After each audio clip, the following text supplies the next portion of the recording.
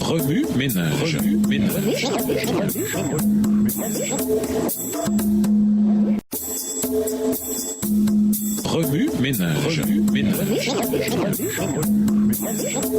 Bienvenue dans votre émission Remue ménage. Nous voilà à la leçon de lundi. Comment faire résonner de la musique au ciel. Lisons Acte 10 et versets 1 à 23, 28, 29, 34 et 35. Acte 10 et versets 1 à 23. À Césarée vivait un officier romain nommé Corneille, qui avait un poste de commandement dans la cohorte appelée l'Italique. Il était pieux et adorait Dieu avec tous les gens de sa maison. Il était généreux envers les pauvres du peuple et priait Dieu en tout temps. Un jour, vers 3 heures de l'après-midi, il eut une vision. Il vit distinctement un ange de Dieu qui entrait chez lui, qui lui dit « Corneille ». Corneille le regarda et tout tremblant demanda « Qu'y a-t-il, Seigneur ?» L'ange lui répondit « Tes prières et tes largesses envers les pauvres ont été accueillies par Dieu et il est intervenu en ta faveur. C'est pourquoi maintenant, envoie des hommes à Jaffa pour faire venir ici un certain Simon que l'on surnomme Pierre. Il loge chez un autre Simon, un tanneur qui habite une maison près de la mer. » Verset 7. Dès que l'ange qui venait de lui parler fut parti, Corneille appela 2 de ses serviteurs et l'un des soldats affectés à son service qui était un homme pieux. Il leur raconta tout ce qui venait de se passer et les envoya à Jaffa. Le lendemain, tandis qu'ils étaient en chemin et se rapprochaient de Jaffa, Pierre monta sur la terrasse de la maison pour prier. Il était à peu près midi. Il eut faim et voulut manger. Pendant qu'on lui préparait son repas, il tomba en extase. Il vit le ciel ouvert et une sorte de grande toile tenue aux 4 coins qui s'abaissait et descendait vers la terre. Elle contenait toutes sortes d'animaux, des quadrupèdes, des reptiles et des oiseaux. Il entendait une voix qui lui disait « Lève-toi, Pierre, tue ces bêtes et mange-les. » « Oh non, Seigneur, répliqua Pierre, car jamais de ma vie je n'ai rien mangé de souillé ou d'impur. Verset 15. Mais la voix reprit et dit, ce que Dieu a déclaré pur, ce n'est pas à toi de le considérer comme impur. Par 3 fois cela se renouvela, puis la nappe disparut dans le ciel. Pierre était fort perplexe et se demandait ce que cette vision signifiait. Pendant ce temps, les hommes envoyés par Corneille s'étaient renseignés pour savoir où se trouvait la maison de Simon, et ils se présentèrent à la porte d'entrée. Ils appelèrent et demandèrent si c'était bien là que logeait Simon surnommé Pierre. Comme Pierre en était toujours à réfléchir sur sa vision, l'Esprit lui dit « Écoute, il y a 3 hommes qui te demandent. Va, descends et pars avec eux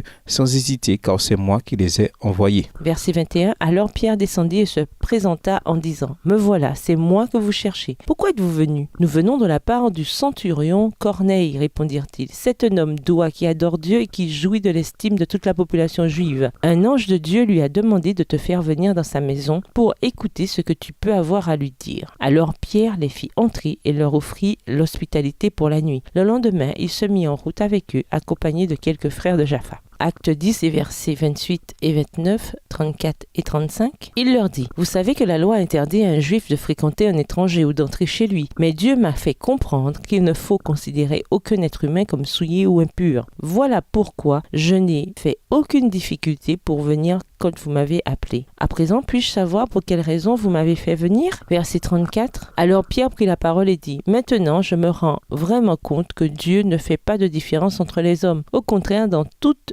nation, tout homme qui le révère et qui fait ce qui est juste lui est agréable. » L'histoire de Pierre et de Corneille est tout à fait miraculeuse. Pierre hésitait à partager l'évangile du fait que Corneille était romain. C'est alors que des agents divins entrèrent en scène. Dieu a envoyé ses anges pour agir sur Pierre. En fait, Ellen G. White nous conseille de prêter particulièrement attention à ce passage. Elle ajoute « Le ciel est beaucoup plus près des chrétiens engagés dans l'œuvre consistant à sauver des âmes que beaucoup ne le supposent. Nous devrions apprendre à travers eux la leçon de la considération divine pour chaque être humain. Chacun doit traiter ses semblables comme des instruments du Seigneur dans l'accomplissement de son œuvre sur la terre. » Cette œuvre consistant à gagner des âmes est précieuse. Non seulement elle apporte l'atmosphère du ciel plus près de nous, mais elle peut même créer de la musique au ciel. Quand vous ouvrez votre porte aux membres du Christ qui sont dans le besoin ou la souffrance, c'est comme si vous souhaitiez la bienvenue à des anges invisibles. Ils créent autour de vous une atmosphère sacrée de joie et de paix. Ils viennent avec des paroles de louange sur leurs lèvres et des accords mélodieux se font entendre dans le ciel. Tout acte de miséricorde accompli ici-bas se traduit là-haut par de la musique. Assis sur son trône, le Père place les ouvriers désintéressés parmi ses plus précieux trésors. Cette promesse que nous pouvons être une source de joie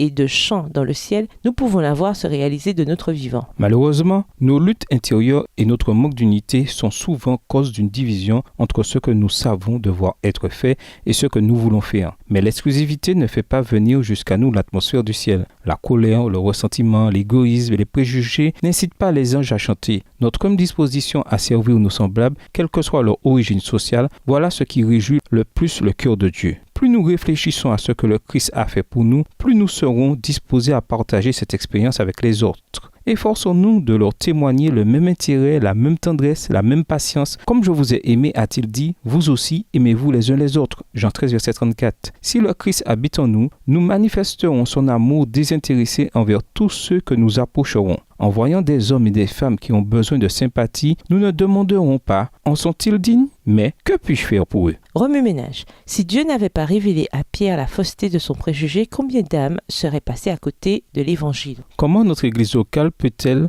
sensibiliser davantage ses membres et vous personnellement aux préjugés? Quelle solution supplémentaire peut-elle proposer? Au revoir. Et à demain si Dieu veut. Remue ménage. Remue ménage.